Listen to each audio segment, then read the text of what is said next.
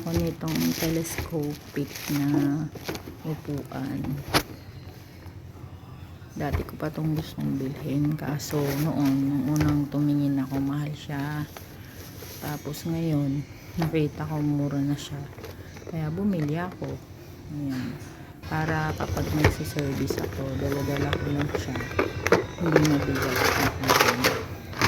Ang ganda ng pagkaka. Kasi pwede mo siya i-fold. Adjustable din siya kung gusto mo medyo mataas. Tapos kung gusto mo naman na medyo mababa, makaka-adjust din siya.